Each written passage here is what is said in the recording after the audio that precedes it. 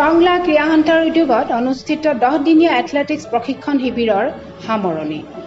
ওদালগুৰি জিলাৰ টংলা ক্ৰীড়া সন্থাৰ উদ্যোগত টংলা ষ্টেডিয়ামত 17 জুলাইৰ পৰা অনুষ্ঠিত হোৱা 10-দিনীয়া এথলেটিক্স প্ৰশিক্ষণ শিবিৰৰ শনিবাৰে সামৰণি পৰে।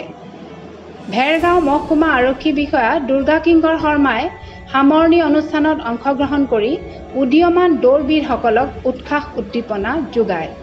শৰ্মাৰ উপৰি যুৱ সমাজকৰ্মী অৰ্জুন দৈমাৰী, সাংবাদিক নাৰায়ণ ডেকা, কাবাডী খেলৰ আন্তঃৰাষ্ট্ৰীয় ৰেফাৰী নমল ৰাভা উপস্থিত থাকে।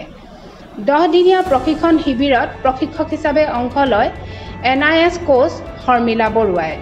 টংলা ক্ৰীড়া সন্থাৰ সাধাৰণ সম্পাদক ভাৰত চন্দ্ৰ ৰাভাই আঠধৰা সামৰণি অনুষ্ঠানটিত টংলা ক্ৰীড়া সন্থাৰ সভাপতি খৰ্গেশ্বৰ বৰা, প্ৰশিক্ষক শৰ্মিলা বৰুৱাই শিক্ষাৰ্থীসকলক খেলত মনোনিৱেশ কৰি জিলা, ৰাজ্যিক, ৰাষ্ট্ৰীয় আৰু আন্তঃৰাষ্ট্ৰীয় পৰ্যায়ত সুনাম অৰ্জন কৰাৰ বাবে কঠোৰ পৰিশ্ৰমৰ জৰিয়তে সাজু হ'বলৈ আহ্বান জনায়।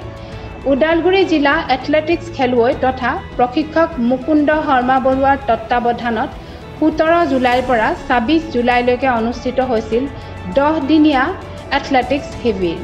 শিক্ষাৰ্থীসকলক মানপত্ৰ, প্ৰশিক্ষক শৰ্মিলা বৰুৱাক গোলাম গামোচা, স্মাৰক আৰু জাপি প্ৰদান কৰা সামৰণি অনুষ্ঠানত কেইবাগৰাকী জ্যেষ্ঠ খেলুৱৈয়ে অংশগ্ৰহণ কৰে।